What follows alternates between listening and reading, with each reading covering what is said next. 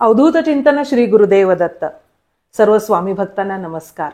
वक्रतुंड महाकाय सूर्यकोटी समप्रभ निर्विघ्नं कुरु मे देव सर्व कार्येषु सर्वदा. ओंकार प्रधान रूप गणेशाचे आकार उकार आणि मकार मिळून ओंकार तयार होतो आणि ब्रह्मा विष्णू महेश म्हणजेच आपले साक्षात भगवान दत्तात्रय आणि भगवान दत्तात्रयांचा प्रथम अवतार म्हणजे साक्षात श्रीपाद श्रीवल्लभ. तर आजचा हा पॉडकास्ट विशेष होणार आहे कारण की गणेश चतुर्थी येत आहेत.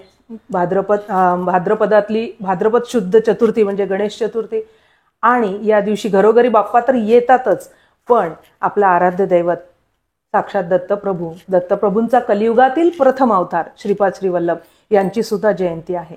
त्यामुळे आजच्या ह्या पॉडकास्टमध्ये जे आपले विशेष अतिथी आहेत त्यांच्याकडून आपण श्रीपाद श्रीवल्लभ चरित्रामृत, नंतर श्रीपाद श्रीवल्लभांनी ती गणेश चतुर्थी का निवडली असेल, त्यांचं ती सगळी लीला दाखवण्यासाठी ते सगळं आज आपण जाणून घेणार आहोत. तर आजच्या या पॉडकास्टमध्ये जे आपले अतिथी आहेत, देव माझाचे जे जुने प्रेक्षक आहेत त्यांना परिचित आहेतच, त्यांचं मी स्वागत करते. अवघ्या वयाच्या 8व्या वर्षी ज्यांना भगवान श्रीधर स्वामींचा कृपा आशीर्वाद मिळालेला आहे आणि आजही भगवान श्रीधर स्वामी त्यांच्यासोबत असतात असे परमपूज्य वैजापूरकर काका आजच्या आपल्या या पॉडकास्टचे विशेष अतिथी आहे. त्यांचं मी मनपूर्वक स्वागत करते. नमस्कार काका. धन्यवाद. सर्वप्रथम देव माझा या चॅनेलला मी आभारी आहे की त्यांनी मला जी गणेश जयंती येणार आहे त्या गणेश जयंतीविषयी आणि श्रीपाद जयंतीविषयी काय समन्वय आहे याविषयी आज 2 शब्द सांगायला त्यांनी मला इथे भेट दिली. सर्वप्रथम केव्हाही आपण गुरुवंदना करतो, मग कोणचं कार्य सुरू करतो. श्रीराम समर्थ. श्रीरामचंद्रा करुणा समुद्रा ध्यातो तुझी राजसयोग मुद्रा नेत्री नये रे तुझ वीण निद्रा कैभेटसी बा मजला सुभद्रा मनोजवं मारुततुल्य वेगं जितेन्द्रियं बुद्धिमतां वरिष्ठं वातात्मजं वानरयूथ मुख्यं श्रीरामदूतं शरणं प्रपद्ये. चुका सारिके पूर्ण वैराग्य ज्यांचे वशिष्ठा परिज्ञान योगेश्वराचे कवी वाल्मिका सारिका मान्यईसा नमस्कार माझा सद्गुरु रामदासा. अलंकापुरी पुण्यभूमी पवित्र जिथे नांदतो ज्ञानराजा सुपात्र तया आठवीता महापुण्य राशी नमस्कार माझा सद्गुरु ज्ञानेश्वरासी. आदिनारायणं विष्णुं ब्रह्माणं च वसिष्ठकं श्रीरामं मारुतिं वन्दे रामदासं च श्रीधरं. नमः शान्ताय दिव्याय सत्यधर्मस्वरूपिणे स्वानन्दामृततृप्ताय श्रीधराय नमो नमः. कृते जनार्दनो देवो त्रेतायां रघुनन्दनः द्वापारे रामकृष्णश्च कलौ श्रीपादवल्लभा. वक्रतुंड महाकाय सूर्यकोटिसमप्रभो निर्विघ्नं कुरु देव सर्वकार्येषु सर्वदा. गणेश शारदा सद्गुरु संत सज्जन कुळेश्वरू सर्व ही माझा रघुवीरू सद्गुरु कृपे. जय जय रघुवीर. आज आपण गणेश जयंती आणि श्रीपाद श्रीवल्लभ जयंती या दोन्ही विषयी काय आख्यायिका आहे त्याविषयी 2 शब्द बोलायला एकत्र झालेलो आहोत. खऱ्या अर्थात गणेश आणि श्रीपाद श्रीवल्लभ हे दोन्ही एक दुसऱ्याशी अभिन्न आहेत. हे का अभिन्न आहेत? काही दोघांचा जन्मदिवस आणि जन्मतिथी एकच आहे. आता प्रश्न उठतो की श्रीपाद आणि गणेश यांचा जन्म एकच दिवशी झाला, सकाळी झाला. त्याच्यामध्ये काय संबंध आहे? त्याच्याविषयी बोलायच्या आधी दोन शब्द गणेश तत्वाविषयी मी सांगणार आहे. खऱ्या अर्थात आपण जे गणेश म्हणतो ना, त्या गणेश शब्दाचा अर्थ काय आहे? एकदंत म्हणतो ना, त्याचा अर्थ काय आहे? तर गणपती गणेश तत्वाला विषयी सांगायच्या आधी मी एक श्लोक श्रीधर स्वामी महाराजांनी विघ्न विनाशक स्तोत्र लिहिलेला आहे, तो वाचून दाखवतो. मग मी प्रत्येक युगात गणपती कोणत्या वेगळ्या वेगळ्या नावाने झाला त्याविषयी सांगणार आहे. ईशानो ढुंडिराजो गणपतिरखिला गौगनाशो वरेण्या देवानां अग्रगण्या सकलगुणदी योग्रपूजाधिकारी विद्याधीशो बलिष्ठः शरणविदलनः सिद्धिबुद्धिप्रदाता जीवानां मुक्तिहेतुर्जयतु भवरा श्रीगुरो सौख्यसिंधु. या श्लोकात गजाननाला श्रीधर स्वामी श्री गुरु हा शब्द वापरलाय. समर्थ संप्रदायाची रामचंद्राच्या ह्याच्यात गणेशाचाही समन्वय होतोच. गणेश शारदा सद्गुरु संत सज्जन कुळेश्वरू सर्वही माझा रघुवीर सद्गुरु कृपे. म्हणजे गुरु आणि गणेश याच्यामध्ये भेद नाही. हा भाव जे सर्व संतांनी दाखवलेला आहे, समर्थांनी दाखवला आहे आणि श्रीधर स्वामींनी दाखवलेला आहे. आता गणेशाचा जो अवतार आहे, आपण गजानन एक नाव म्हणतो. हा गजानन अवतार केव्हा झाला? त्याच्या आधी अवतार नव्हता का? आपल्याला गजमुख जो आहे तोच गणपती का, की त्याच्या आधी गणपती होता का? बरोबर. याविषयी गणेश पुराणात प्रत्येक युगात गणपतीचा अवतार झालेला आहे, वेगळ्या वेगळ्या नावाने झालेला आहे. त्यामध्ये जे उल्लेख येतो तो असा येतो की युगे युगे भिन्न नामना गणेशो भिन्न वाहना भिन्न कर्मा भिन्न गुणो भिन्न दैत्यापहारका. प्रत्येक युगात गणेश वेगळ्या वेगळ्या नावानी वेगळ्या वेगळ्या राक्षसांचा संहार करण्यासाठी हा गणपतीचा अवतार झालेला आहे. बरोबर. पहिला अवतार जो झाला तो कृतयुगात झाला. सिंह आरूढो दशभुजो कृते नामना विनायकः तेजो रूपी महाकाया सर्वेशाम वरदो वशी. विनायक हा अवतार जो झाला, हा अवतार कृतयुगात झाला. म्हणजे प्रत्येक युगात वेगळ्या वेगळ्या नावानी गणपतीचा अवतार झालेला आहे, असं श्रीधर स्वामींनी आपल्या एक प्रवचनात गणेश तत्व सांगताना त्याचा उल्लेख केलेला आहे. कृत, त्रेता, द्वापर आणि कली या प्रत्येक ह्याच्यात वेगळ्या नावं आहेत. हे विनायक नाव का पडलं? राक्षस जगाला फार त्रास देत होता. लोकांना त्याच्यामुळे कंटाळा आला होता. त्याचा वध करण्यासाठी जो अवतार झाला कृतयुगात त्याला विनायक म्हणून असं म्हणतात. माता अदिती आणि कश्यप ऋषी यांच्यापासून जो झालेला अवतार आहे हा विनायक आहे. हा कृतयुगात झालेला आहे. बरोबर. आणि त्यानंतर दुसरा जो अवतार झाला तो मयुरेश्वर झाला. त्रेता युगे बहिरूढा षड्भुजोप्यर्जुन छवी मयुरेश्वर नामनाच विख्यातो भुवनत्रय. मयूर म्हणून एक राक्षस होता. त्या राक्षसाचं वध करण्यासाठी म्हणून जो अवतार झाला तो अवतार जे मयुरेश्वर म्हणतात. हा मयुरेश्वर जो अवतार होता तोही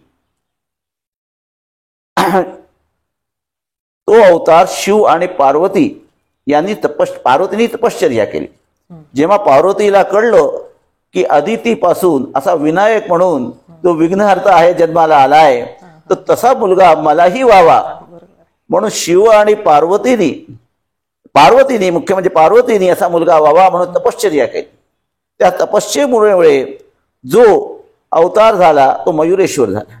आणि मयुरेश्वर नाव का पडलं? मयूर नावाचा राक्षसाचा त्यांनी संहार केला म्हणून त्या मयुरेश्वर असं जे म्हटलं गेलं.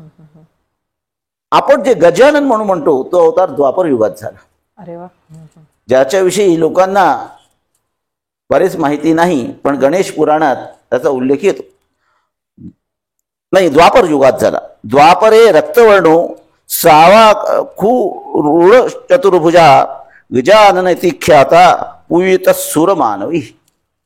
खऱ्यात आत्ता पावितो जो अवतार झाला त्याला सुरांनी हे केलं, देवतांनी वंदन केलं. पण मनुष्यालाही वंदन, देवतालाही वंदन करणारा जो झाला अवतार तो झाला गजानन. त्या गजाननाची कथा लोकांना माहिती की एक जे पुतळा असा मातीचा तयार केला आणि ती पार्वती माता आंघोळीला चालली होती. घरात शंकर नव्हते, बाहेर गेलेले होते, म्हणून बाहेर उभं केलं की आंघोळीला जाते, कोणाला येऊ देऊ नकोस. शिव आले, त्यांच्याबद्दल जे गण आले, त्यांनी सांगितलं शिव आलेले आहेत, तुम्ही त्यांना परवानगी द्या आत द्यायला. मग आईने मला सांगितले कोणालाही परवानगी द्यायची नाही. शिवगणांना काही करता आलं नाही, का की प्रत्यक्ष पार्वतीचा मुलगा होता तो. तर ज्यावेळी शिवगणांना परवानगी मिळाली नाही, मग शिव स्वतः आले आणि शिवाने आपल्या त्रिशूलाने त्यांचं मस्तक नाहीस केलं. आता हे ऐकल्याबरोबर जे आली आपला मुलगा कुठे गेला, त्याचं खालचं धड दिसतंय, वरचा भाग दिसत नाही. तर तिला कळलं की असोसी घटना झालेली आहे. तिने मग शंकरांना प्रार्थना केली. मग शंकरांनी एक जे हत्तीचं जे मस्तक होतं ते त्याच्यावरती लावलं म्हणून गजानन, गजाचं आनंद हे त्यांचं नाव झालं. बरोबर. कलियुगात धूम्रकेतू म्हणून झाला गणपती. बर. आणि तो म्लेच्छ म्हणजे मुसलमान नाही, दुष्ट लोकांचा संहार करायला कलियुगाती गणपती येणार आहे. बर. त्याला नाव धूम्रकेतू नाव आहे. धूम्रकेतू म्हणजे तो अवतार व्हायचा आहे. कलौतू धूम्रवर्णो सा अश्वारूढो द्विहस्तवान. 2 हस्त असतील आणि घोड्यावरती बसलेला. कली जसा कल्की जे 2 घोड्यावर तलवार घेऊन बसेल तसाच काकी त्याला कोणी विघ्न न करायला पाहिजे ना कलीला. तर त्याचाच विघ्नाला नाश करायला परत येणारे विनायक. अश्वस्तवान धूम्रकेतुर्तिख्यातो म्लेच्छानी विकनाश. म्लेच्छ लोकांना, दुष्ट लोकांचं कलियुगामध्ये नाश करण्यासाठी जो अवतार होणार आहे तो धूम्रकेतू होणार आहे. म्हणजे खऱ्या अर्थात गणपती जो आज आपण पाहतो तो गणपती द्वापर युगाचा आहे, गजानन. पण त्याच्या आधी विनायक, मयुरेश्वर आणि मयुरेश्वर हे झालेले आहेत. आणि पुढे होणारे जे कलियुगामध्ये दुष्ट समर्थाला धूम्रकेतू म्हणून नाव देते. बरोबर. असं जे गणपतीचा अवताराविषयी सांगितलं गेलं आहे. आता गणेश नाव का पडलं? खऱ्या अर्थात ग म्हणजे हे ज्ञानार्थक आहे. ग ज्ञानाला म्हणतात. बरोबर. आणि ने जे मुक्ती, ज्ञान आणि मुक्ती दोन्ही देणारा तो गणेश. त्यामुळे त्या गुरुस्वरूपी तिथे येतो. गुरु आपल्याला ज्ञानही देतो आणि मुक्तीही देतो. म्हणून गणेश जो आहे हा शब्द ज्ञान विद्यादाता असूनही ज्ञान आणि मुक्तीही देतो या अर्थाने येतो. तसं एकदंत म्हणतात. आता एक म्हणजे एको ब्रह्म द्वितीयम नास्ती. ब्रह्म एक, त्याच्याशिवाय दुसरं नाही. आणि दंती हा शब्द आहे शक्तीचा बोधक. जिथे ज्ञान आणि शक्ती दोन्ही असेल तिथेच कोणत्या कार्याला यश येतं. ज्ञान म्हणजे विवेक आणि शक्ती म्हणजे पॉवर. जर तुम्हाला चांगलं काय वाईट काय निर्णय घ्यायची नसेल तरी शक्ती काही कामाची नाही. बऱ्याचदा ती शक्ती उद्ध्वस्त करते. म्हणून शक्तीला कंट्रोल करण्यासाठी ज्ञानाची फार गरज आहे. म्हणून एकदंत हा नाव जे असं जे मिळालेलं आहे. आता तसं बघितलं आपण अथर्वशीर्ष. अथर्वशीर्ष जे आहे हे उपनिषद आहे. गणेश उपनिषदचा भाग अथर्वशीर्ष आहे. या एवं वेदा इत्युपनिषद शेवटी म्हटलंय ना, हे वेदाचा भागाचा जो उपनिषद आहे त्याचाच अथर्वशीर्ष आहे. अथर्वशीर्षात 2 भाग आहे. गणेशाचं निर्गुण स्वरूप आणि गणेशाचं सगुण स्वरूप. सगुण देव काय येतो? उपासकाच्या कार्यसिद्धीसाठी तो निराकार निर्गुण ब्रह्मसगुण होतो. का की त्याच्या कार्यात येणाऱ्या विघ्नाला नाहीसं करण्यासाठी सगुण धारच करायला पाहिजे ना. निर्गुण ह्याच्यात काहीच करता येत नाही. म्हणून उपासकाचा आपला जो उपासक आहे त्याचे जे संकल्प आहे त्या संकल्प सिद्धीसाठी तो निर्गुण ब्रह्म सगुण रूपात येतो. अरे याचा उपासकाला मदत करायला येतो. तर या दृष्टीने मी बघितलं तर आपलं तुम्ही प्रत्यक्षम ब्रह्मासी तो ज्ञानमयो विज्ञानमयोसी. आता ज्ञान आणि विज्ञान म्हणजे काय? आता इथेच घोटाळा होतो. एक असतं अज्ञान, एक असतं ज्ञान आणि एक असतं विज्ञान. अज्ञान कशासाठी असते? ज्ञानाला घालवण्यासाठी, अज्ञानाला घालवण्यासाठी ज्ञान असतं. मग विज्ञान काय? ज्यावेळी आपलं अज्ञान नाहीसं झालं ज्ञानाच्यामुळे तरीही ज्ञान जर राहिलं तो अहंकार उत्पन्न करतो. तर ज्ञानाचा वेगळेपणाने अहंकाराचं अस्तित्व नष्ट म्हणजे विज्ञान. हे विज्ञान शब्दाची व्याख्या. म्हणून समाधी स्थितीमध्ये माणूस जातो तर तो मौन होऊन जातो. उपनिषद ज्ञानापर्यंत आहे पण म्हणतात नेती नेती ह्याच्यापुढे विज्ञान आहे, ज्ञान नाही. पण ज्ञान विज्ञान व्यवस्थित म्हणजे तो ज्ञानही देतो आणि विज्ञान म्हणजे अनुभवात ती वस्तू देऊन तुम्हाला आता ज्ञानाशीही आवश्यकता वेगळेपणाने भासत नाही. असं जे ज्ञान विज्ञान व्यवस्थित. पुढे म्हणजे त्वम ब्रह्मा त्वम विष्णू त्वम रुद्रस. आपल्या वेदामध्ये घेतलं तर एको ब्रह्म द्वितीयम नास्ती हेच सर्व सांगतो. त्या रुद्र म्हणा, पुरुष सूक्त म्हणा, श्री सूक्त म्हणा, सर्व जागी निर्गुण परमात्माचं वर्णन आलेलंच आहे. काय निर्गुणाशिवाय सगुणाला आकर्षण मिळत नाही. आपल्या शरीरात निर्गुण तत्व आहे म्हणूनच आपण लोकांना आवडतो. तर आपल्या शरीराचं निर्गुण तत्व निघून गेलो आपल्याला स्मशानात जाळून टाकतात. म्हणून सगुणालाही आधार निर्गुणच आहे. निर्गुणाला आधार सगुणाचा नाही पण सगुणाला निर्गुणावाचून काहीच करता येत. म्हणून अथर्वशीर्षात प्रथम जे गणपतीच्या निर्गुण स्वरूपाचं वर्णन केलेलं आहे. मग निर्गुण स्वरूपानंतर मग ते सगुण स्वरूपावरती आलेले आहे की लक्तम लंबोदरम शूर्प कर्णकम रक्तवासनम हे जे आहे कसे आहे गणपतीचं वर्णन त्याचं वर्णन येतं. तर हे सर्व आता आपल्याने कशाला सांगितलं की गणपती गुरुस्वरूपी आहे. गुरुस्वरूप असल्या कारणी गुरुस्वरूप निर्गुण आहे. म्हणतात ना तुम्ही प्रत्यक्षम ब्रह्मासी. प्रत्यक्षम ब्रह्मासी गुरुच्या ह्याच्यात इथं गुरु ब्रह्मा गुरु विष्णू गुरुदेव महेश्वरा गुरु साक्षात परब्रह्म. इथेही साक्षात इथं परब्रह्म. म्हणजे गणपती ही सद्गुरु रूपातच आहे. साक्षात परब्रह्म का म्हटलं? परब्रह्म हा काही हालचाल करत नाही. हालचाल करणारा परब्रह्म म्हणजे साक्षात परब्रह्म तो गणपती आहे. ते त्याचं म्हणजे खरं गुढार्थ आहे. गुरुही तसाच आहे. चालता फिरता परब्रह्म म्हणजे गुरु म्हणून साक्षात शब्द आहे. म्हणून साक्षात शब्दाला काही महत्व आहे. आपल्या ऋषीमुनी कुठलाही कोणी शब्द सांगितलाय तशा शब्दाला स्वतःचं काहीतरी महत्व आहे. आपण तोंडाटी म्हणतो पण काय अर्थ आहे हे सहजासहजी आपल्याला आकलन होत नाही. म्हणून म्हणतात की कोणालाही वाचल्याशिवाय ऐकल्याशिवाय ज्ञान झालेलं नाही. जरी ज्ञान स्वयंभू सिद्ध आहे पण त्याच्यावरती संस्कार लागतात. संस्काराशिवाय ते ज्ञान प्रगट होत नाही. म्हणून आपल्या इथे गुरुचं महत्त्व सांगितलं आहे. गुरु काय करतो, काही वेगळं सांगत नाही. तुझंच ज्ञान जे आहे तो शब्दाच्या मार्फत सांग, म्हणजे बघ तुम्हाला त्याचा अनुभव येतो. म्हणून गुरुचे मत आहे. गुरु वाचूनही ज्ञान होणे तरी गुरु, पुस्तक वाचूनही ज्ञान होणे तरी गुरु का सेवा करणे, हे समर्थ म्हणतात. पुस्तकच वाचून सर्व होणार असेल तर त्याच्यामध्ये एकतर गुरुचा स्वतःचा अनुभव जेव्हा कोणत्या वस्तूचा होतो तो सिद्धांत होतो.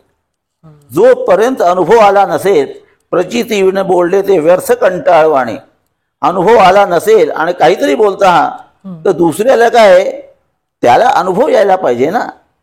ब्रह्मतत्व म्हटलं, ब्रह्मतत्व आहे काय, निर्गुण तत्व आहे काय ते समजायला पाहिजे ना.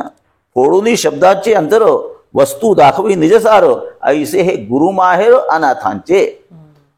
शब्दांचे अंतर, शब्दामध्ये गुपित अर्थ काय आहे हे सद्गुरूंकडनं कळतं. म्हणून सद्गुरू हा फार महत्वाचा आहे. बरोबर. आणि सद्गुरूची कृपा आणि गणपतीची कृपा एकसारखीच आहे. एकसारखीच. जागी सद्गुरू, जसा गणपती विद्यादाता आहे, गुरुही विद्यादाता आहे. दोन रूप आहे विद्येचे खऱ्या अर्थात, एक विद्या आणि दुसरी अविद्या. विद्या रूप काय करते, तुम्हाला परमेश्वराकडे घेऊन जाते. अविद्या रूप संसाराच्या ज्ञानाबद्दल घेऊन जाते. सांसारिक ज्ञानाबद्दल जे घेऊन जाते तिला अविद्या म्हणतात. आध्यात्मिक ज्ञानाकडे घेऊन जाते ती विद्या.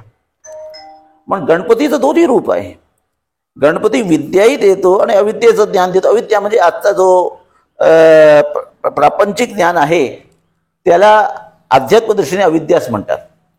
की ज्या ज्ञानाने पूर्ण समाधान नाही होत ती अविद्या आहे. आपण किती शिकलो, किती ज्ञान मिळवलं तरी अपुरंच असतो. पण ब्रह्मविद्या अशी आहे, एकदा ज्ञान झालं की त्याच्या पुढे काही नाही. म्हणून जी विद्या आपल्याला पूर्ण समाधान देऊ शकत नाही आणि कायमचा आपला प्रवास जिथे चालू असतो अशा विद्येला आपण अविद्या म्हणतो. पण ज्या विद्येचं ज्ञान झाल्यानंतर आता पुढे काही माहिती करायचं उरलं नाही त्याला विद्या म्हणतात. तर विद्या आणि अविद्या दोन्हीचा दाता हा गणपती आहे. तुम्हाला सांसारिक विद्येचंही ज्ञान देतो, बुद्धी कौशल्य देतो आणि पारमार्थिक दृष्टीसाठी जी सूक्ष्म बुद्धी पाहिजे तीही तो देतो. म्हणून गणपती गुरुरूपातही आहे आणि व्यावहारिक तुमचं ज्ञानासाठीही त्याचं तितकंच महत्व आहे. आता आपण पुढे घेऊ श्रीपाद श्रीवल्लभ यांचा अवतार कसा झाला. गणेश चतुर्थीलाच झाला. का घडला गणेश चतुर्थीला त्याच्याविषयी आपण दोन शब्द बोलणार आहे. श्रीपाद श्रीवल्लभांचा अवताराचा विषयी जर आपण करतो तर त्याची पूर्व इतिहास काय आहे तेही आपल्याला थोडंफार माहिती असायला पाहिजे. खऱ्या अर्थात श्रीपादांचे जे आई वडील होते ते सुमती महाराणी आणि अप्पल राजू शर्मा. अप्पल राजू शर्मा हे विष्णू दत्त होते गेल्या जन्माचे आणि सुमती सोमदेव अम्मा होत्या ज्यांनी महालयाच्या दिवशी दत्त महाराजांना जेवायला घातलं होतं. त्या पुण्यामुळे दत्त महाराजांनी त्यांना आशीर्वाद दिला होता की कलियुगात मी तुमच्या पोटी मुलगा म्हणून येईल. तसं बघितलं तर अप्पलराज शर्मा ऐनविल्ली म्हणून एक जागा आहे तिथले होते. भारद्वाज गोत्री होते आणि त्याच गावाचे बापानाचार्य म्हणून एक महर्षी होते. लाभाद महर्षी आधी त्यांचं नाव होतं. तेच बापानाचार्य म्हणून श्रीपादांच्या काळात आलेले होते. ऐनविल्ली येथे एक मोठा यज्ञ झाला होता, सुवर्ण गणपती यज्ञ. त्या यज्ञामध्ये पौराहित्य बापानाचार्यांनी आणि त्यांचे जे शालक होते श्रीधर अवधानी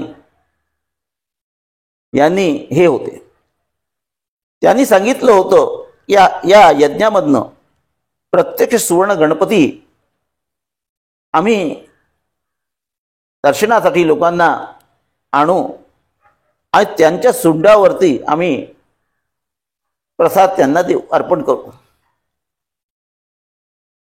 त्या हिशोबाने यज्ञ पूर्णाहुती झाल्यावर सुवर्ण गणपती तिथून प्रगट झाले आणि तो प्रसाद होता, यज्ञप्रसाद, त्यांनी ग्रहण केला. सर्वांसमोर घडलेली घटना, तरी पण नास्तिक असतात, 3 नास्तिक तिथे होते.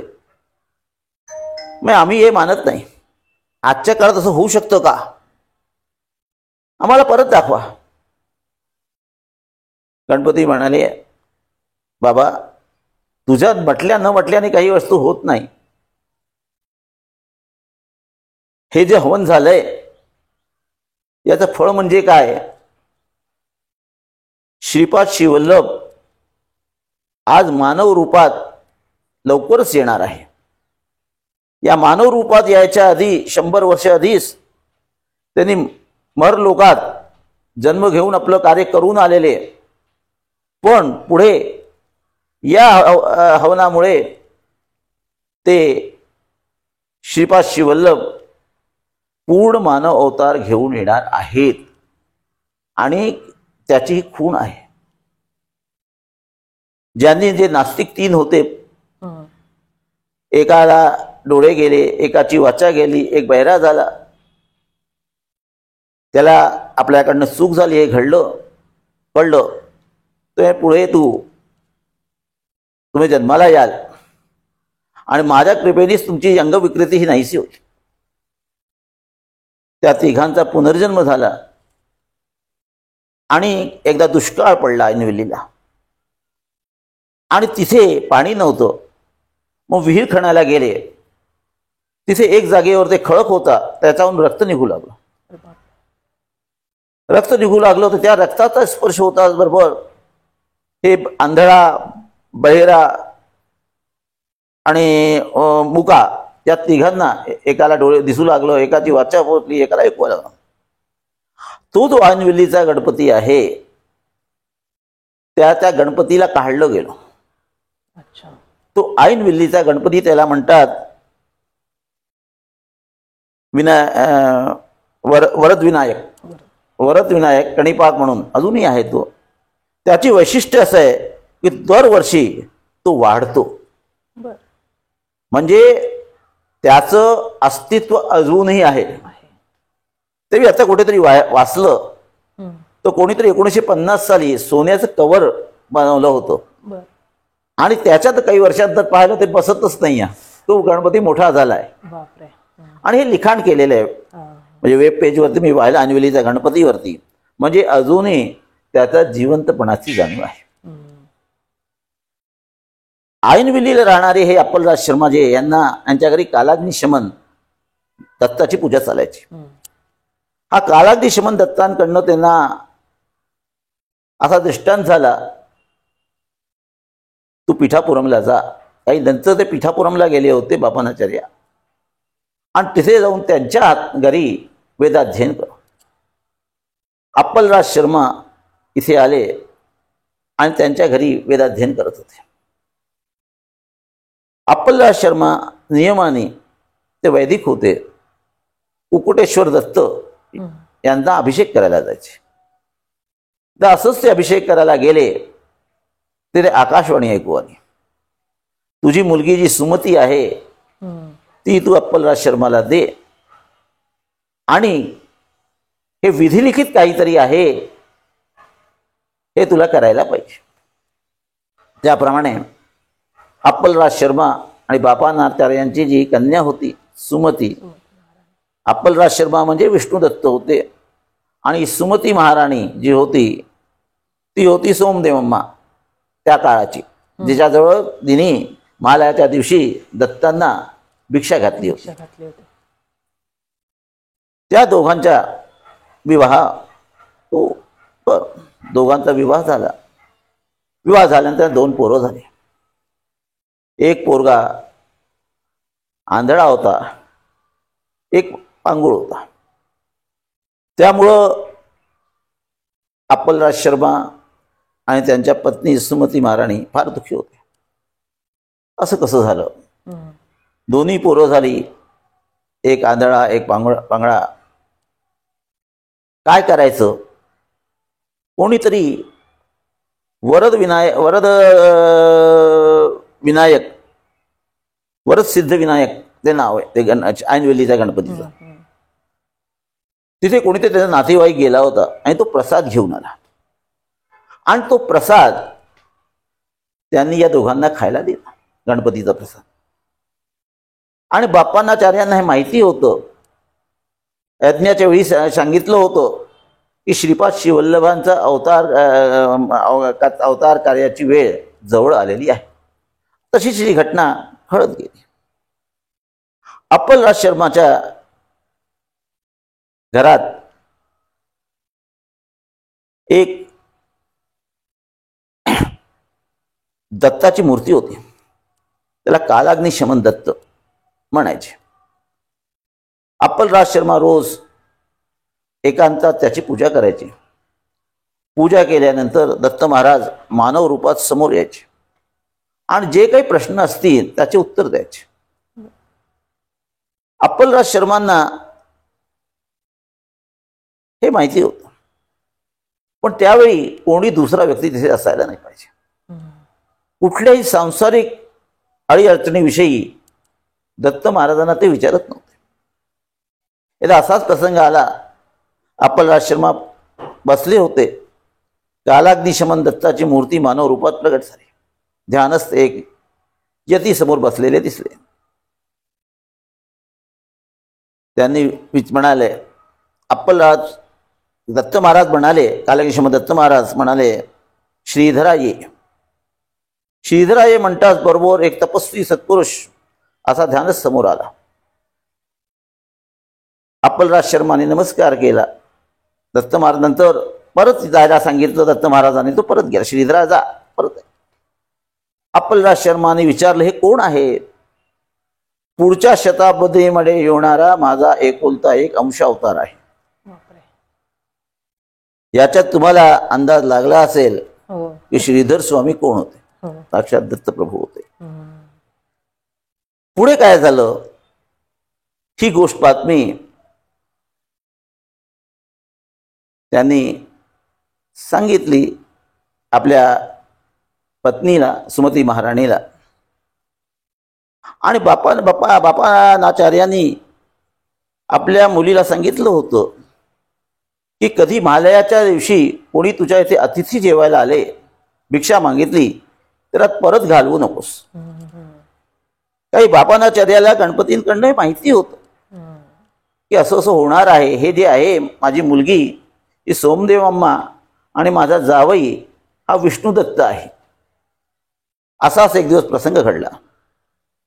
अप्पलराज शर्मांकडे महालयाचं श्राद्ध होतं, अमावस्येचं श्राद्ध होतं. आपल्या इथे का श्राद्धाच्या दिवशी कोणी याचक आला मागायला त्याला भिक्षा घालत नाही.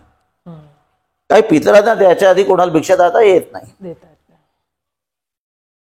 तर अशी परीक्षा घेण्यासाठी दत्त महाराज एक अतिथीच्या रूपात आले. भोवती भिक्षांदेही म्हणून आवाज दिली. सुमती महाराणी बाहेर आली आणि वडिलांना ही गोष्ट, सुमतीच्या महाराणीच्या वडिलांनी ही गोष्ट सुमती महाराणीला आणि अप्पलराज शर्मांना सांगितली होती. त्यांनी जे काही श्राद्धाचं अन्न होतं ते सर्व भिक्षा म्हणून त्यांना दिलं. त्यांनी विचारलं अतिथीने, काय पाहिजे तुला? आई तुला काय पाहिजे? सुमती माता म्हणाली, तू आई म्हणालास ना, मी ऐकलेलं आहे की श्रीपाद श्रीवल्लभ या ब्रह्मांडात येऊन गेलेले आहेत. मला माहिती नाही, पण तू आई म्हणालास तर पुत्र रूपात तू माझ्याकडे आलास तर मला आनंद होईल. प्रचंड आवाज झाली आणि एक 16 वर्षाचा पोराच्या रूपात दत्त महाराजांनी तिला दर्शन दिलं. आणि तसाच तू बटली. ही बातमी पिठापूरला पसरली. श्राद्धाचं जेवण ब्राह्मणाला न घालता अतिथीला देऊन दिलं. पण योगायोग असा 2 ब्राह्मण त्यांच्या इथे आले आणि त्यांचं श्राद्ध कर्म पूर्ण झालं. अप्पलराज शर्मांनी आणि सुमती माताने ही गोष्ट बापानाचार्य यांना सांगितली. बापानाचार्य म्हणाले, अगं तू काही वाईट केलं नाही. शेवटी पण जे काही करतो श्राद्ध केल्याने विष्णूलाच अर्पण करतो ना. आणि विष्णूच्या स्वतः येऊन तू भिक्षा घेऊन आले असेल मग त्याच्यापेक्षा आनंदाची गोष्ट काय. तू काळजी करू नकोस. त्यावेळी तिने नमस्कार केला होता त्या अवधूताला जो भिक्षा मागायला आला होता.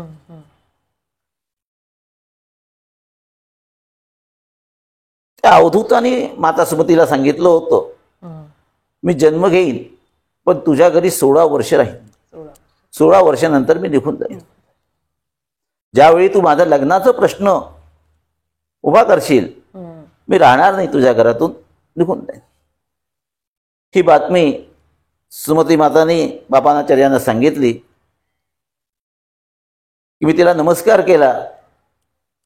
मुलाला आईने कधी नमस्कार मुलाला आईने कधी नमस्कार करू नाही, त्याचं आयुष्य कमी होतं. तर मी असं केलं तर मग तसाच तू म्हणाला तू काळजी करू नकोस. जेव्हा 16 वर्ष होईल पाहिलं जाईल. सध्या तिला दिवस राहिले, वेगळं वेगळं स्वप्न दिसू लागले. आणि खऱ्या अर्थात श्रीपादांचा जन्म आई आणि वडिलांचा संयोगाने झालेला नाही. ते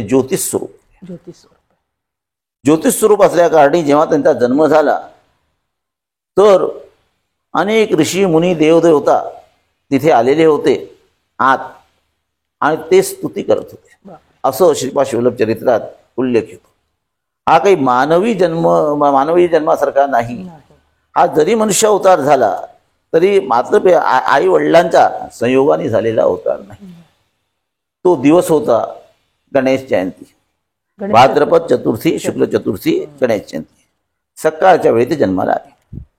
चित्रा नक्षत्र होतं. यंदा वर्षीही तोच चित्रा नक्षत्र गणेश जयंतीला सकाळी आलेला आहे. त्या कारणी श्रीपादांचा आणि गणपतीचा जन्म खऱ्या अर्थात एक तिथी म्हणजे श्रीपादांची तिथी आणि गणेशांचा जन्म आणि श्रीपादांचा एक संगत आलेला आहे. माझा असा विचार आहे की गणेश जयंती बरोबर लोकांनी यंदा वर्षीपासून श्रीपाद जयंती आणि गणेश जयंती बरोबर सादर करावी. का की श्रीपाद आणि गणेश हे वेगळे नाही. का की असं म्हटलं जातं की त्या तिथीला जो येतो त्याच्यात त्या देवतेचं सामर्थ्य असतं. म्हणजे तुम्हाला विघ्नाचा नाश करायचा असेल तर श्रीपाद आणि गणपती वेगळे नाही, एकच आहे. पण श्रीपादांबरोबर ज्ञानही आहे, तिथेही ज्ञान आहे. इथे ज्ञान आणि मोक्ष तिथेही आहे, ज्ञान मोक्ष इथेही आहे.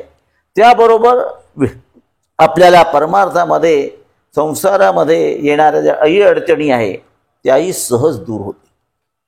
म्हणून त्याचं एकीकरण झालेलं आहे. असं जे श्रीपाद शिवल्लभांचं जन्म आणि गणपतीचा जन्म कसा एक झाला त्याच्याविषयी सांगितलं. श्रीपाद शिवल्लभ चरित्रात उल्लेख येतो, एकदा असंच काही झालं. एक नागेश्वर म्हणून होते. नागेश्वर शंकराचा अवतार होता आणि वासवी ही श्रीपादांची भगिनी. त्यांचं दोघांचं लग्नाची वेळ आली. ही वैश्यवशात वासवी ही वैश्य घराण्यात झाली होती. नगरेश्वर हा स्वयंभू होता, त्याचा गोत्र नाही काही नाही. आणि वासवीला नगरेश्वर हा साक्षात शंकर ह्याच्याशीच लग्न करायचंय. ते पंचायत पडली, लग्न कसं करायचं, मुलाचं गोत्र तर पाहिजे. त्यावेळी कोणाला आता हा विघ्न आला मोठा, तर श्रीपादांमध्ये विघ्नाचं कसं हे करायचं, गणपती बोलवायला पाहिजे. जेव्हा आपण भौतिक स्तरावरती येतो ना तर भौतिक स्तरावरती सर्व करावं लागतं. सूक्ष्म ह्याच्यात गणपती आणि श्रीपाद एकच आहे. एकच आहे. पण ज्यावेळी भौतिक याच्यात येतं तेव्हा तसं वागावं लागतं, करावं लागतं. तर त्यांनी मला गणपतीला बोलवलं. तो म्हणाला हे लग्न बरोबर आहे, शंकर माझे वडील आहे, पार्वती माझी आई आहे आणि वासुकी पार्वती आहे. मग तुला कसं कळतं? तू तर नंतर झाला जन्माचा, तुझा जन्म नंतर आहे. तर गणपती माझ्या आधीपासून जन्म झालेला आहे. हे जे लिहिले ना की कृतयुगात जे विनायक म्हणून येईल, माझा जन्म आधीपासून झालेला आहे आणि तो मूलाधारच तोच नित्यम. मी कायमचा सर्वांचा मूलाधारामध्ये असतो. म्हणजे हे समजू नकोस माझा हा जो जन्म आहे गणपती म्हणून मी आलो, हा नाही. मी प्रत्येकाच्या मूलाधारात माझं वास्तव आहे आणि मूलाधार म्हणजे कुंडलिनी. योग मार्गात कुंडलिनी जागृत होणं सर्वात मोठं आहे आणि तिथे कोण राहतो? गणपती असतो. मग शक्ती आणि विवेक हे दोन्ही एक जागी असलं तरच पुढचं कार्य होतं. विवेक म्हणजे गणपती आणि शक्ती म्हणजे कुंडलिनी. या दोघींचं एकरूपता जे आहे ते मूलाधार चक्रात आहे. मग ते म्हणाले, अरे मामा म्हणायचे गणपती, काही खऱ्या अर्थात श्रीपाद श्रीवल्लभ विष्णू. आणि विष्णू जे आहे पार्वती भाऊ तिचे. हा भाऊ. त्यामुळे ते मामा तू किती नाटकी आहे मला माहिती आहे, मला सर्व कळत आहे, पण तू हे समजू नकोस मी आधीच आहे आणि मी जे सांगतोय ते बरोबर आहे.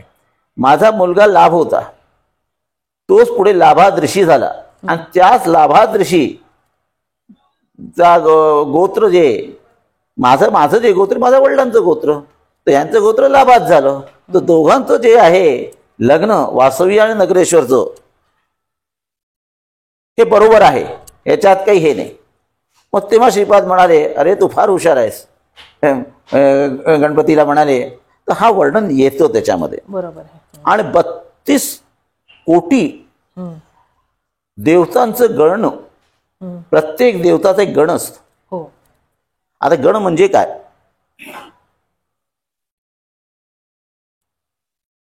गण म्हणजे त्या त्या देवताचं कार्य करण्यासाठी आणि आलेलं तत्व म्हणजे त्याला गण म्हणतात.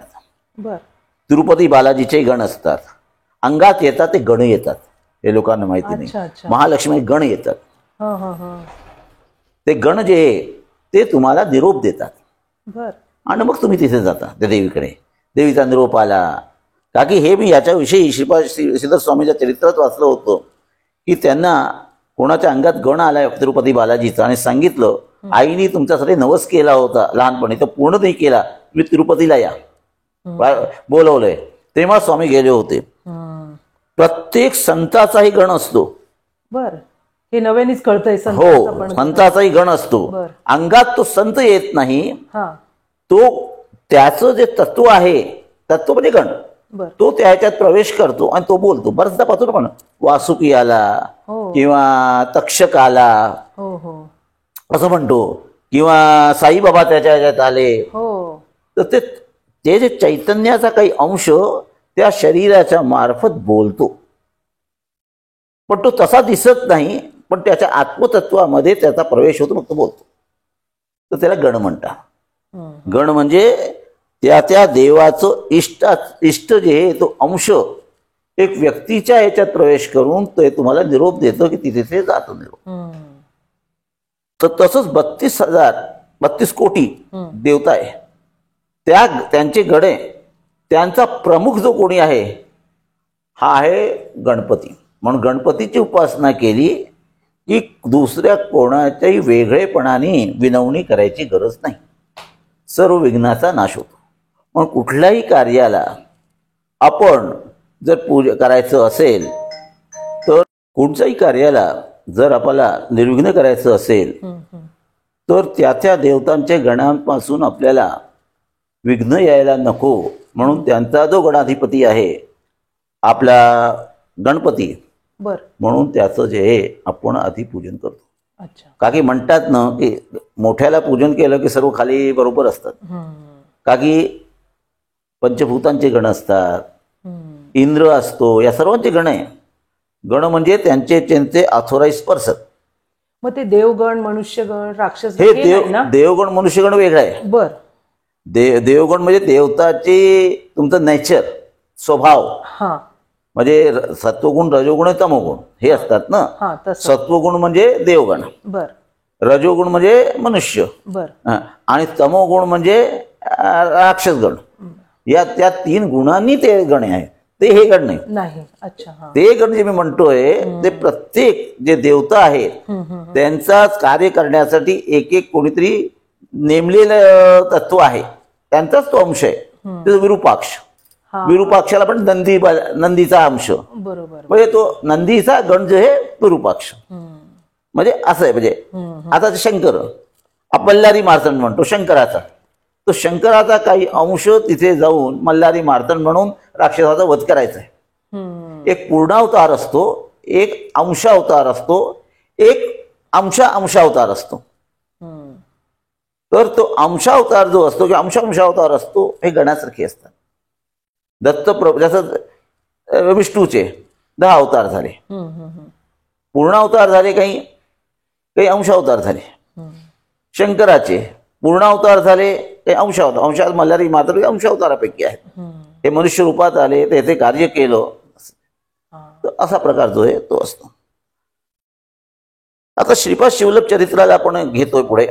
श्रीपाद शिवल्लभ चरित्र हे चरित्र असं आहे की कसल्याही प्रकारची आध्यात्मिक शंकेचं निरसन करायचं असेल ना तर श्रीपाद शिवल्लभ चरित्र वाचावं.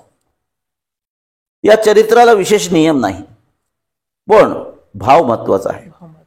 वाचताना लक्ष असायला पाहिजे. हे नाही की कानात लावलो आणि ऐकून आलोय असं चालणार नाही. का की जितक्यांदा हे चरित्र वाचाल तितक्यांदा काहीतरी नवीन तुम्हाला मिळतो. नुसतंच अध्यात्म नाही, व्यवहारात परमार्थ मार्गाला जे आपण चालतो तर फसवणूक कशी असते तेही आपल्याला मिळतं. काही संन्यासांचा योग येतो, हाताबंद कुंकुम काढतात, हे काढतात, म्हणजे त्यांना ज्ञान झालं असं नाही. आपण काय असतो काहीतरी चमत्कार केला म्हणजे हा परमार्थिक माणूस नाही. त्यांची परमार्थाची जी मांडणी आहे ते फार वेगळी आहे. समर्थांचं जे सांगणं आहे, श्रीधर स्वामींचं जे सांगणं आहे ते श्रीपाद शिवल्लभांचं सांगणं आहे. का श्रीपादांचे जो बंधू होते त्या दोन्ही बंधूंचं अपंगत्व त्यांनी दूर केलं होतं. ज्यावेळी ते 16 वर्षाचे असताना निघाले तेव्हा त्यांनी आपले मोठे बंधू श्रीधरराज शर्मा आणि दुसरे नंबर ते मोठे बंधू रामराज शर्मा, एक जे आंधळ होते, हे पांगुळ होते, ते त्यांचं जो दोष होता तो नाहीसा केला.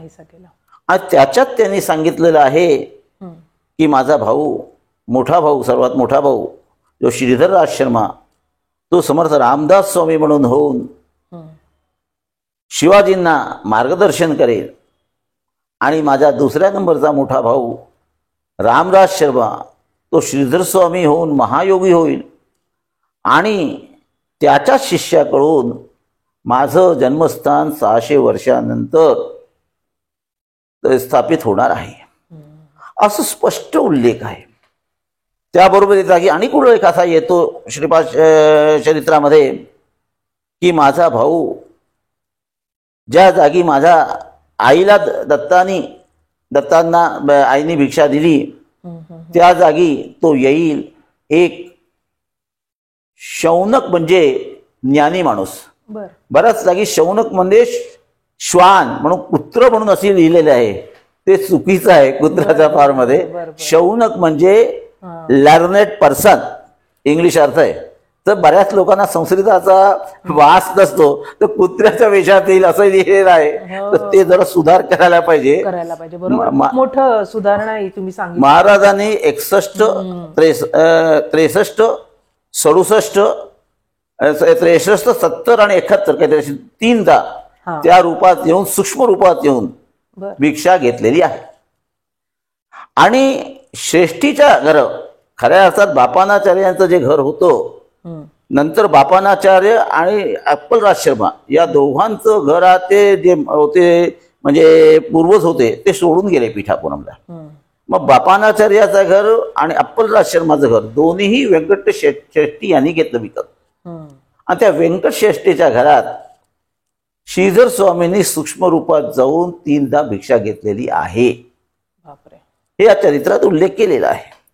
याविषयी मी माहिती घेतली होती.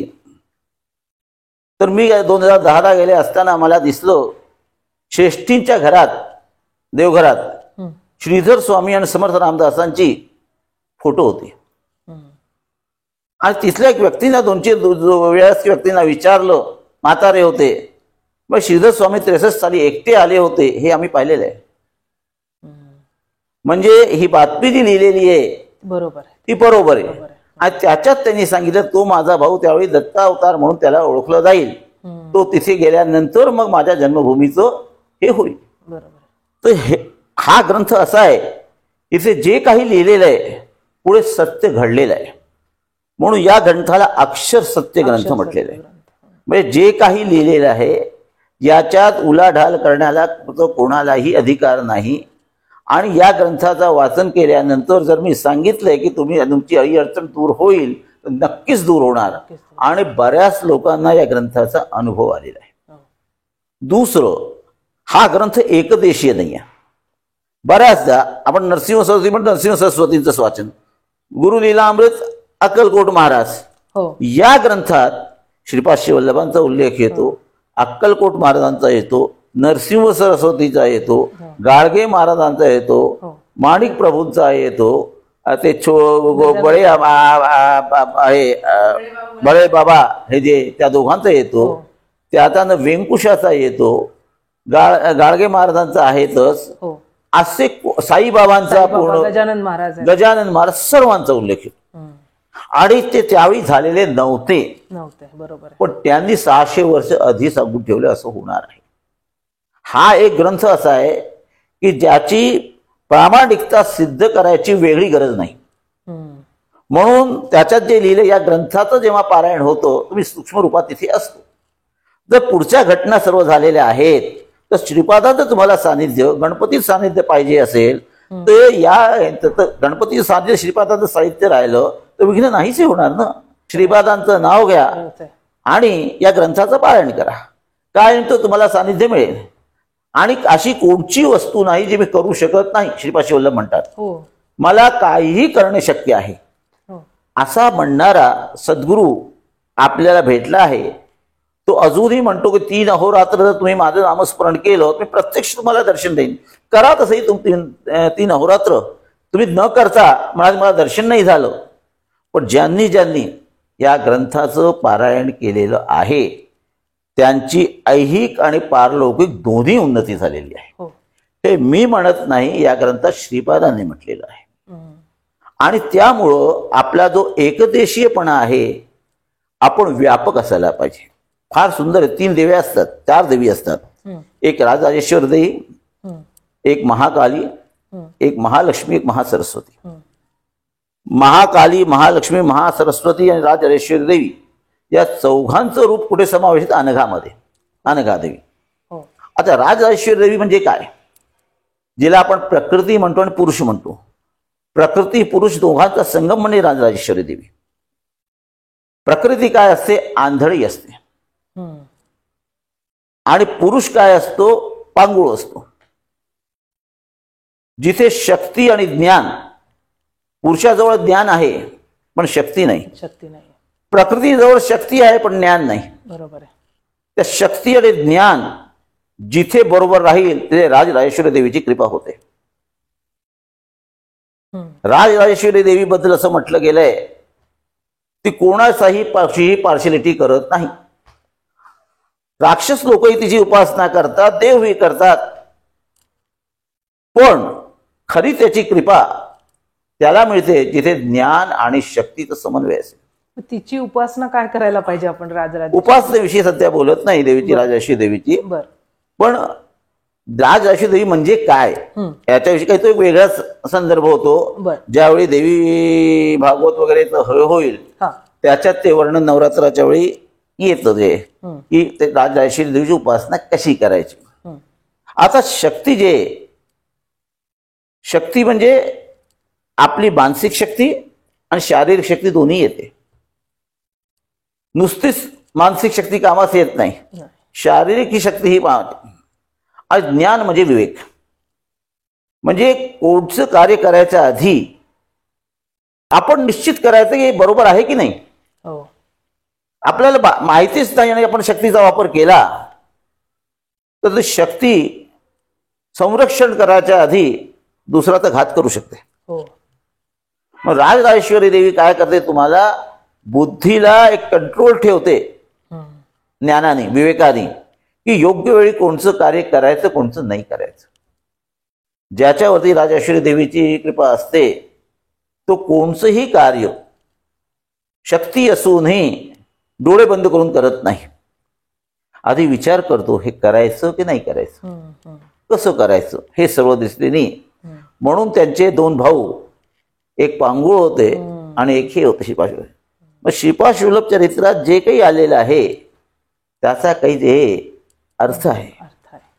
आणि साईबाबांबद्दल उल्लेख येतो, प्रत्येकाला आपला इष्ट इथे सापडेल हे असा ग्रंथ आहे. म्हणून आपल्या आता दुसरं राजराजेश्वरी देवीची जेव्हा कृपा होते तेव्हा व्यापकपणा येतो. हे सर्वात मोठं या ग्रंथात लिहिलेलं आहे. आपली जी संकीर्णता आहे ते संप्रदायाची, याची मी रामदासी, मी दत्त संप्रदाय, ही संकीर्णता राजराजेश्वरी देवीने संपते, की खऱ्या ज्ञानाचा बोध करवते. जोपर्यंत सत्य ज्ञानाचा बोध होत नाही तोपर्यंत संकीर्णता असते. खरा ज्ञानाच्या बोधामध्ये काय होतं, एको ब्रह्म द्वितीयम नास्ति, ब्रह्म एकच आहे, प्रत्येकाला विघ्न नको. खरंय खरंय, हे स्वामीने लिहिलंय. म्हणून असं समजू नका की हिंदूंचा देवता नुसता गणपती आहे. बरोबर आहे. गणपती विघ्ननाश करणारा, विघ्ननाश करण्यासाठी जो कोणी गणपतीच्या नावाने बिना नावाने तो करतोस, गणपतीतच स्मरण करतो असं श्रीधर स्वामी म्हणतात. खरे खरे. म्हणजे ही जी व्यापकता आहे ती आपल्याला संकट आज आपल्या आणि शेवटी सर्व श्रीपाद शिवल्लभ म्हणतात सर्व धर्म सनातन धर्मापासून निघालेले आहेत. हो. श्रीधर स्वामी गणेश याच्या तत्वामध्ये हेच म्हटलंय. आणि शेवटी सर्व तिथेच जाणार आहे, सनातनमध्ये येणार आहे. फक्त काय म्हणतात ना, आपण घाण असली तर घाण स्वच्छ करावी लागते. घाण स्वच्छ करायच्या कामासाठी एका काळाचा अनुरास एक सत्पुरुष येतात, ते घाण स्वच्छ करतात. तर त्या घाण्यामुळे आपल्याला स्पष्ट दिसत नाही. पण सर्वांचा जर आहे, आता बघा कुठली तरी धूळ असेल कुठे पडणार, जमिनीवरच पडणार ना, जमीन सोडून तर पडणार नाही. म्हणजे जमीन स्वच्छ नाही दिसत, घाण काढली जमीन स्वच्छच आहे. तर जमिनीचा आधार नसला तर कुठलाही संप्रदाय किंवा धर्म त्याला जागाच नाही आहे. तर सनातनाच्या आधारावरतीच टिकलेले आहे.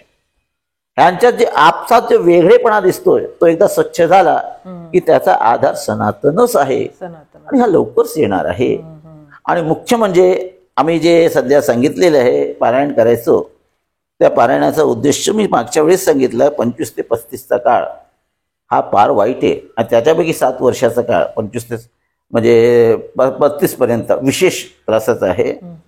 आणि फार घडामोड घडणार आहे विश्वाच्या दृष्टीने. फक्त जे गुरुभक्त असतील त्यांनाच संरक्षण मिळेल असं बऱ्याच लोकांनी सांगितलेलं आहे. त्यामुळे तुम्ही जर या ग्रंथाच्या मार्फत सतत श्रीपाद शिवल्लभांचं सानिध्य आपल्या जवळ ठेवलं तर तुम्हाला कसलाही त्रास न होता तुम्ही सहज याच्यातून पार पडा. स्वतःचा प्रचारासाठी मी सांगत नाही, लोककल्याणासाठी सांगतोय. तुम्हाला येणाऱ्या अडीअडचणीपासूनही तुम्हाला मुक्तता मिळेल. त्याबरोबर तुमच्या आसपास जे असतील त्यांनाही श्रीपाद संरक्षण देते. धरणीकंप होणार आहे, पाऊस होणार आहे, इतपत सांगितलंय की काही मोठे मोठे शहर पाण्याचा आत जाणार आहे, असा सर्व प्रकार घडणार आहे. हा संधियुग चाललेला आहे. 5000 वर्षाचा संपला कलियुगाचा की संधियुग सुरू होतो. आणि तो संधियुग 25 ते 35 संपला की श्रीपादांनी दिले मी संधियुगानंतर मी येणार आहे. त्यावेळी जे मोठे मोठे अधिकारी सत्पुरुष राहतील, ज्यांनी साधना केलेली आहे त्यांनाच माझे दर्शन होईल.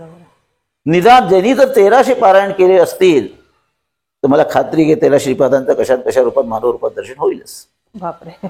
पण ते करायला पाहिजे. असं देव सोपा भेटत नाही की एकदा 1 दिवस केलं, 1 तास केलं आणि झाला देव. आपल्याला महिनाभर पगारासाठी जावं लागतंय नाही ऑफिसमध्ये, हो. मग देव कसा तुम्हाला सरळ येणार? खरंय खरंय. त्या दृष्टीने सर्वांनी आपल्या समाजात संरक्षणासाठी, देशाच्या संरक्षणासाठी, आत्मकल्याणासाठी आम्हाला नोंदणी केली किंवा न केली ते महत्त्वाचं नाही, पण तुम्ही पारायण करा आणि प्रामाणिकपणाने करा. निदान वर्षातून 12 तरी पारायण करा. वर्षातून 12 रोजचं दे, अर्धा तास द्यायचा आहे तुम्हाला. इतकं केलं, वर्षात 12 झाले, त्यांचा 1300 नाही तर 120 तर होतील, 130 तर होतील पारायण 10 वर्षात. 1/10 घ्या, तितकं तरी करा. बरोबर आहे. आणि त्याच्यासाठी विशेष नियम नाही आहे, हे नाही आहे. फक्त तुमचं मानसिक स्वस्थता पाहिजे, चिंता नको. स्वस्थ जेव्हा तुम्ही असाल, फक्त थोडं पावित्र्य पाहिजे, स्नान केलेलं पाहिजे. आता बिना आंघोळीचं करत बसले, बायकां 4 दिवसाचे ते पाहिजे, थोडं बस इतकंच पाहिजे. गुरुचरित्रासारखं काटेकोरपणा जमिनीवर झोपायचं असं काही याच्यात नाही. अवघड नाही. कारण की श्रीपादांनी स्वतः या चरित्रात रजकाकडे जाऊन आतिथ्य घेतलेले. समाजाचं एकीकरण या ग्रंथात दिसतं तुम्हाला. कोणालाही त्यांनी हे केलं नाही. प्रत्येक जागी परमेश्वर राहतो आणि नुसतेच बोलले नाही, करून दाखवलं. हा ग्रंथ असा आहे. बरोबर आहे. त्या कारणी आज जे आपण श्रीपाद श्रीवल्लभांबद्दल जयंतीबद्दल, आणि दुसरं मला सांगायचं आहे की यावेळी जर ज्यांना जमत असेल, सकाळी 5 ते 8 पर्यंत 3 तास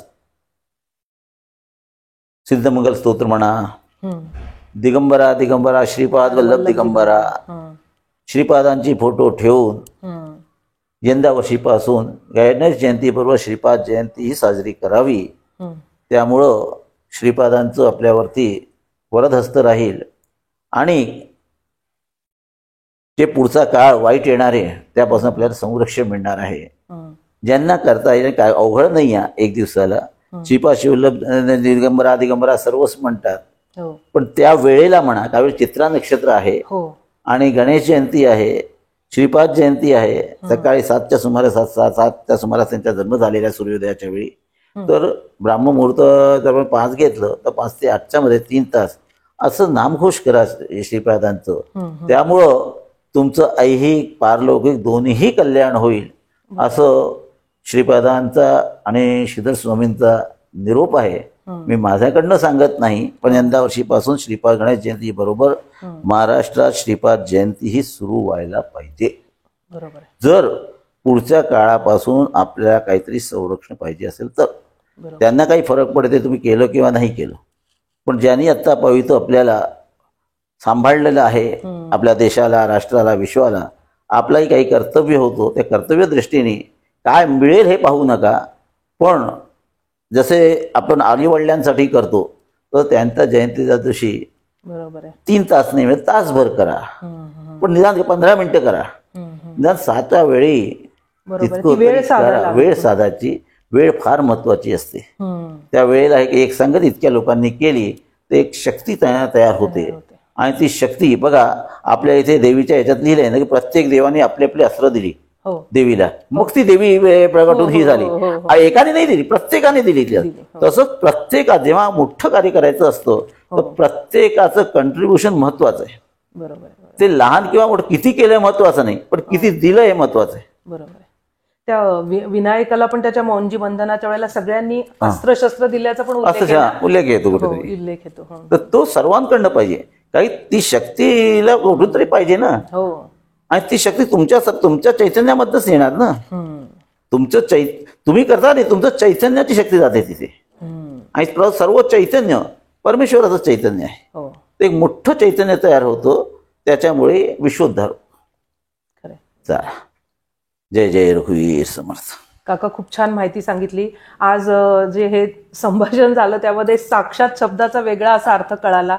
एकदंत, गजानन आणि गणपती बाप्पा. हे गजानन आपल्याला माहिती, पण त्याआधी सुद्धा पुरातन काळापासून कसे प्रत्येक युगामध्ये गणपती होता हे आम्हाला लक्षात आलं. आणि श्रीपाद श्रीवल्लभ म्हणजेच गणपती आहेत. आणि ज्ञान आणि हे असेल काय म्हणतात त्याला, गणपती ज्ञानाचं प्रतीक, श्रीपाद प्रभू पण ज्ञानाचं प्रतीक आणि गुरुतत्व पण आहे. ज्या वेळेला हे दोन्ही एकत्र काम करतात त्यावेळेला नक्कीच समाजाचा आणि स्वतःचा तर उद्धार होतोच. आणि आपण जसं आवाहन केलेलं आहे, आमचे श्रोते, आमचे प्रेक्षक देव माझाचे आणि जे कोणी हा व्हिडिओ बघत असतील, पॉडकास्ट बघत असतील, ते नक्कीच त्यावेळेला श्रीपाद श्रीवल्लभ चरित्रामृत पोथीचं पारायणही करतील, श्रीपादांचं स्मरण करतील, सिद्धमंगल स्तोत्रही म्हणतील, असं मी त्यांच्या वतीने आपल्याला आधीच हे देते, आश्वासन देते. आणि आपण हा आम्हाला एवढा अमूल्य वेळ दिला त्यासाठी देव माझातर्फे आपले आभार मानते.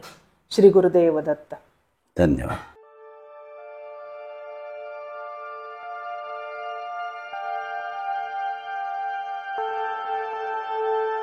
अध्यात्मावर अशीच माहिती मिळवण्यासाठी देव माझा चॅनलला सबस्क्राईब करा.